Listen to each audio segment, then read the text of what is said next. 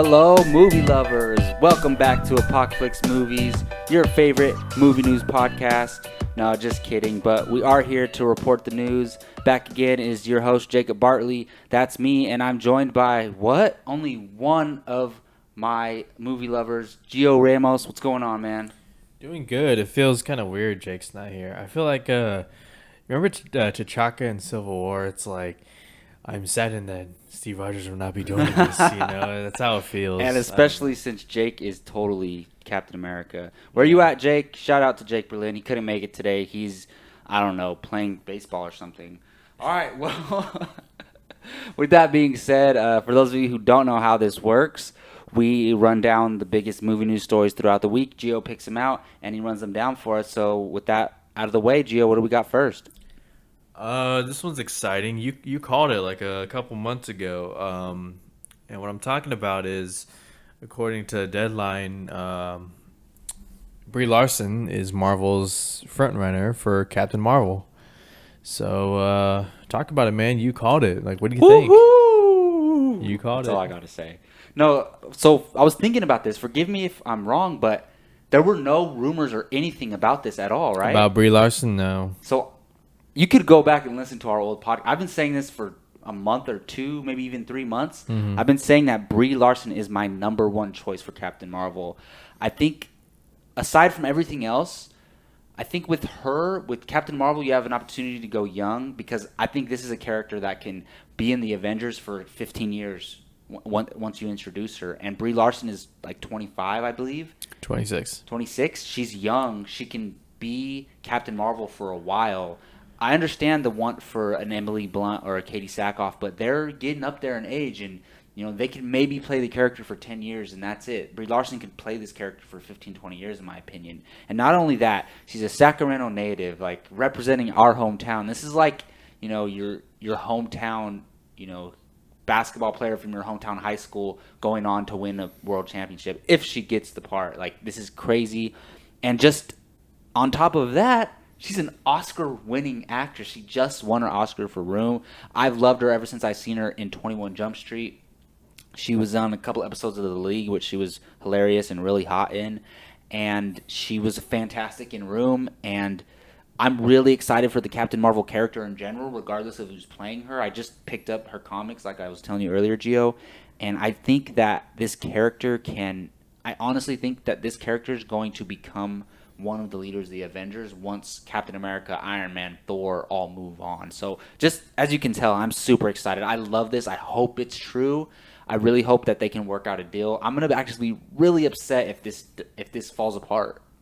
Yeah. I'm writing an editorial piece right now. It basically breaks down who would you rather see as Captain Marvel between Emily Blunt and Brie Larson. Neither one of them are a bad choice. No, not if Emily Blunt gets it, I'll be happy to. But with Brie Larson, you bring up a good point. She is an Oscar-winning talent. She can definitely pull off the dramatic. We've seen that, and we know Marvel's not just fun and games. There's dramatic elements. Oh yeah.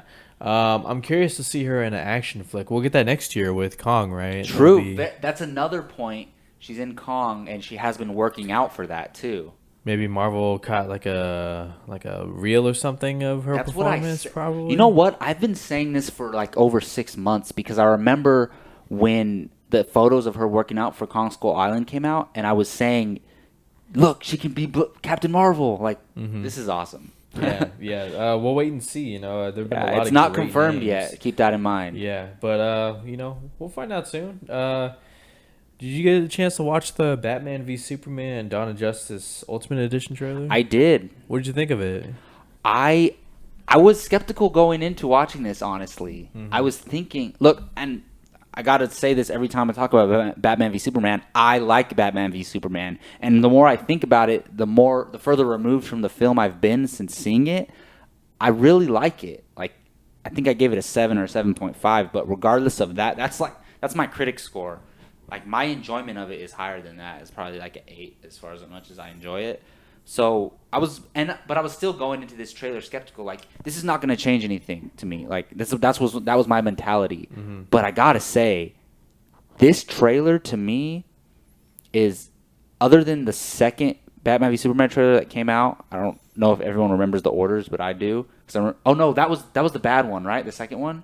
That was the third one. The second one was the Comic-Con one. Okay, the Comic-Con Batman v Superman trailer was freaking fantastic. This is probably second to that. I love this trailer. This trailer for the Ultimate Rated R edition looks like a better movie than the movie we got, from my perspective. Yeah.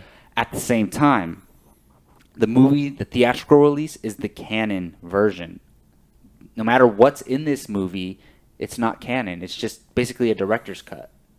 So it's technically not going to change anything, and I don't think it's going to change the critical perception of Batman v Superman or the state of the DC universe. It's just going to be really cool for us fans, and I'm excited about that. I'm going to buy this the day it comes out. Yeah, same here. It's really just something that can, maybe prove to naysayers that Zack Snyder can make a good movie, because we all know his original cut was cut down a lot for studio time. Oh, yeah. And, for it to be a friendlier blockbuster. But, yeah, I love the trailer, there's a lot of great things in there. I'm really curious about that guy who talks over the trailer and shows Clark Kent, the Batman, on the lottery ticket. I'm curious about that. There's like 3 new characters that we didn't even see in the movie. The guy who's talking over Jenna Malone, and then another woman too. I don't know if you caught that. Yeah. There's another woman who's like, they seem like they could have been important parts of the movie. Mm-hmm. Yeah. So that comes out this month on digital release. So we'll definitely check it digital? Out. I want the physical version of it. The physical one comes out in July, but I can't wait to watch it though. Are you gonna buy the digital? Oh yeah. Oh, digital and the. I'll come over to watch the digital, but I'm gonna wait to buy it for the physical copy. Yeah.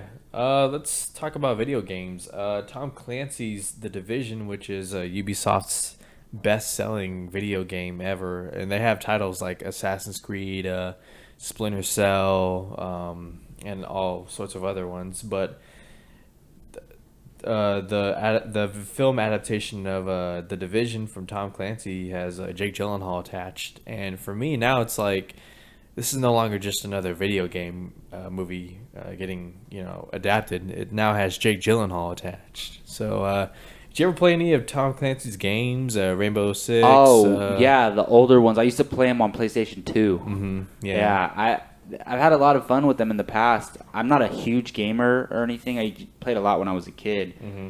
And I don't know anything about this game. I read this kind of storyline or what it could possibly be, and it sounds really cool.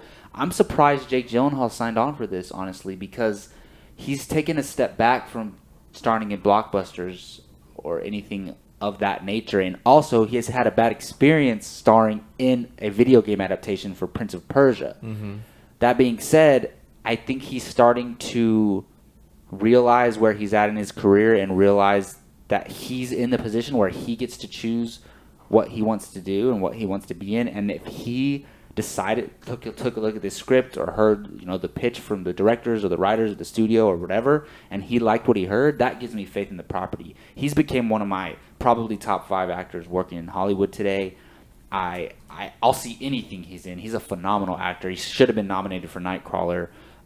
So yeah, I would have no interest in this project really, but now that he's attached, I do. Mm-hmm. Yeah.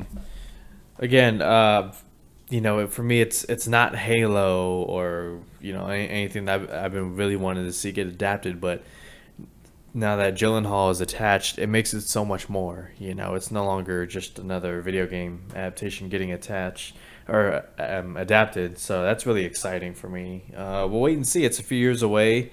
They're looking for a director. They're looking for another actor to sign on so they can package the deal and send it out to a studio for them to buy the rights to. So it'll be a few years, but we'll see. They're doing a lot of great stuff.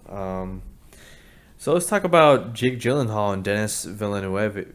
How do you say it? Denis Villeneuve? I think Villeneuve. Yeah. Villeneuve. That's the best we can do. Sorry. 2 Jake Gyllenhaal stories this week. Yeah. Awesome. He's reteaming with his director from Prisoners, and they're doing a crime thriller called The Sun with the Nightcrawler producers on board. Doesn't this sound amazing? It's like everything that Jake Gyllenhaal's done, that's great in the last couple of years. they're all coming together. You got the director from Prisoners, you got the producers from the Nightcrawler, and you got him, and Not they're to coming mention together. the director of Sicario. Or no, Sicario, right? yeah. So this guy is a darling in the film industry right now. This director, everyone loves him right now, Yeah. especially like all the film critics and film pundits. Yeah. And him working with Gyllenhaal, which they've been very successful in the past, and then the producers of Nightcrawler, which everyone loved as well. This sounds too good to be true. I love the diversity in Jake Gyllenhaal's work right now. The video game adaptation, and now this, something that we've seen him do recently, and the story sounds very compelling as well. I read the synopsis kind of the story. I think it's based on a novel, right? It is, yeah. Yeah, the son who finds out about his dad's suicide wasn't really what it was, and he breaks out of prison or something. It sounds really compelling, and just with this team and Gyllenhaal starring, I'm all in. Yeah, I agree, man. The two were fantastic in Prisoners, man. That was a really dark and disturbing movie, dude. Like, You know if what? think about it. I liked the movie when I first saw it, but I wasn't a fan of the way it ended. But then I've thought about it and revisited it, and it's actually a really, really good film. Yeah. So seeing those two already and what they can do just makes it all the more exciting. If you haven't seen Prisoners and you're interested in this, check it out. Like, treat yourself. It's a very disturbing movie, so be warned. Okay, let's talk about the Flash movie. They finally found the director after stumbling for a bit, and in the eyes of critics and pundits, they stumbled a little bit. I thought them letting go of Seth Grahame-Smith was a pretty good move, but now they found their director for the Flash movie, and it's Rick Famuyiwa, and he directed Dope. So what do you think of this move? What do you think of the casting, the match? I just gotta say, just real quick, I was reading this headline on movie sites, and I just read it real quick, and it says, WB gets a dope director, Rick Famuyiwa. I thought they were just saying they got a dope director, like a cool director. Yeah. Like that was and then I like, oh, the director of Dope, really? So I have nothing against Seth Grahame-Smith. I don't know any of his work. I don't know about him at all. I don't know what he planned on for this movie, but I am so happy to hear they got this guy to do this movie. Dope was such a surprise for me last year. Did you see it? Mm-hmm. Oh yeah, It's a phenomenal film, and it plays so well to that type of coming of age. Yeah, coming of age, and also paying tribute to the '90s nostalgic, 90s hip hop, and the humor in it was such an original, unique film. And I was late to the party on it. I didn't see it till months later after its theatrical release, and I really enjoyed that movie. And I didn't even know who directed it, but doing a little research on him, yeah, I'm very excited about this. I'm a fan of the Flash property. I'm still iffy on them making a Flash movie because the TV show is killer. It's at its peak, and I just don't. You have all these other characters. Why not make movies of characters that don't have a success hit TV show on right now?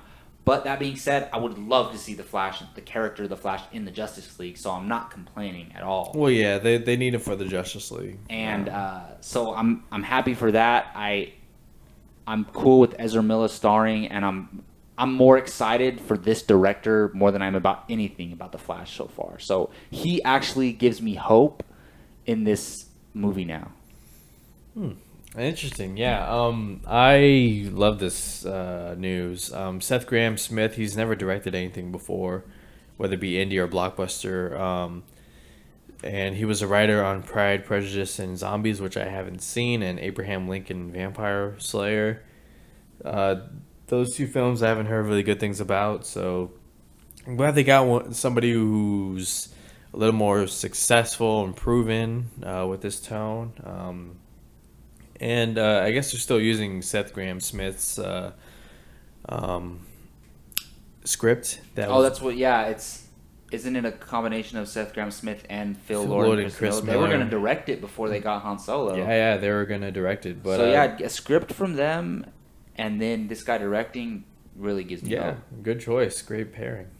So let's go into some rapid fire news. We're going to go through real quick some small updates on big films coming out. So first one, Ready Player One adds T.J. Miller as a futuristic internet troll. I think this is pretty funny. It's pretty good casting. I love it. You're watching Silicon Valley right now, I right? watched the first episode and I really enjoyed it. I haven't had time to keep watching it, but I don't know anything about Ready Player One at all. I don't know this character in the book, but this sounds perfect. I don't know what a futuristic troll would be like. If people, from the sounds of it, it sounds like you can physically go into a virtual world, right? He's an internet troll, yeah. Like you can go into the internet, right? In this story. Yeah, virtual reality, yeah. So TJ Miller being a troll inside of the internet sounds perfect. And I love what I've seen from him so far. I even liked him in Transformers 4, I'll say that. Yeah. And loved him in Deadpool. Love him in Silicon Valley so far. He's hilarious. So this is the perfect casting for that type of role. What do you think about Dwayne Johnson going away from his Agent Hobbs character and going more towards looks like a Sons of Anarchy type of guy?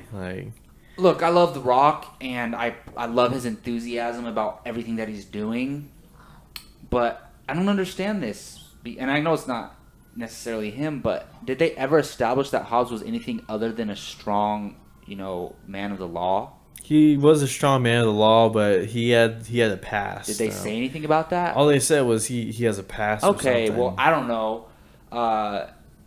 Regardless, seeing The Rock be a badass in Fast 8, sign me up. It sounds cool, and I feel like he's gonna take Paul Walker's place as far as importance to the franchise. So smart move.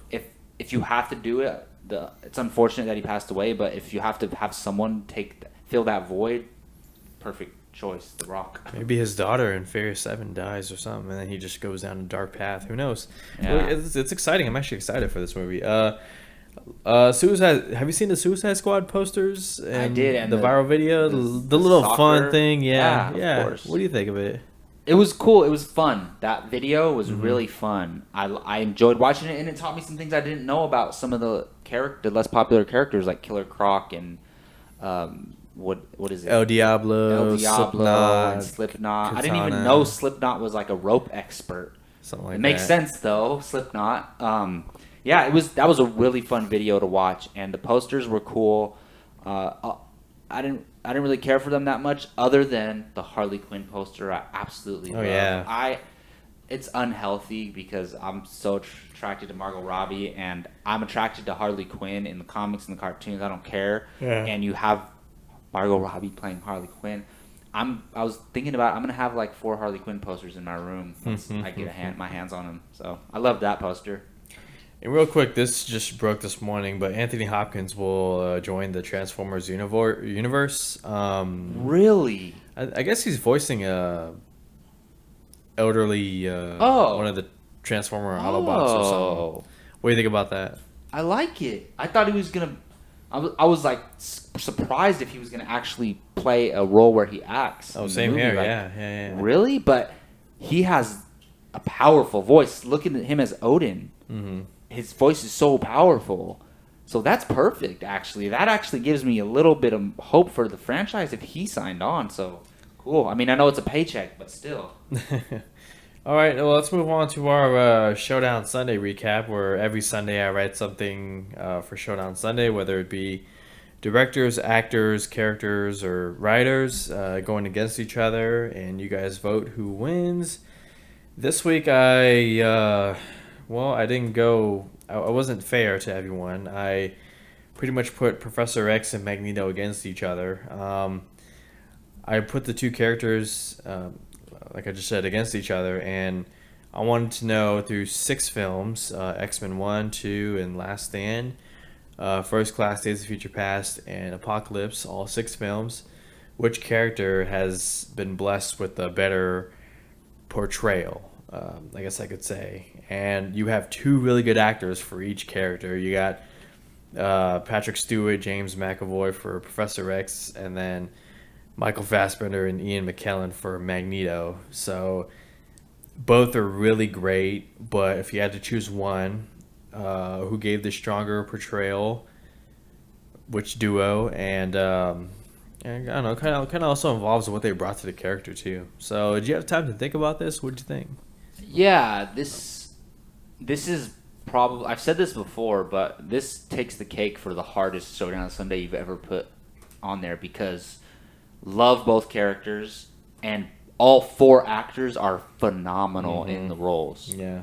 I guess I didn't really read the. It was kind of hard for me to. I was thinking, which character do you like better in the movies? That's how I took the question. So when I voted, that's how I consider this like a tag team match. You know, you got okay, man. Dude. How do you choose? You got McAvoy and Stewart versus Fassbender and McKellen. Man, so here's the thing.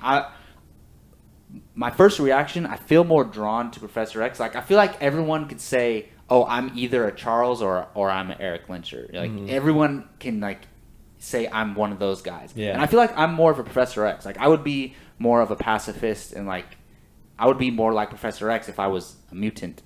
But I gotta go with Fassbender and Ian McKellen and Magneto because that character, man, he's such a badass and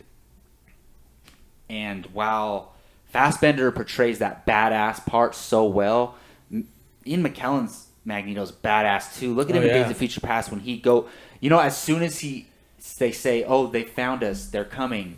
What does he do? Right, he turns around and goes outside and blocks the door and sacrifices himself to save them. That's freaking badass. And what have we seen?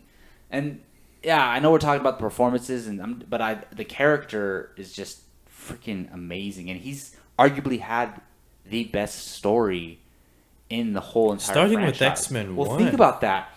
The very first movie opens up with Magneto, and you can argue that combining all 6 movies, that he is arguably maybe the main character in a way. I mean, I know Hugh Jackman has been there a lot too, but why did they start the first movie with him? And then think about his storyline in First Class. And then it continues through Days of Future Past all the way through X-Men Apocalypse. It's tied pretty much, but I'm going to go with Magneto and the 2 actors portraying him. Yeah.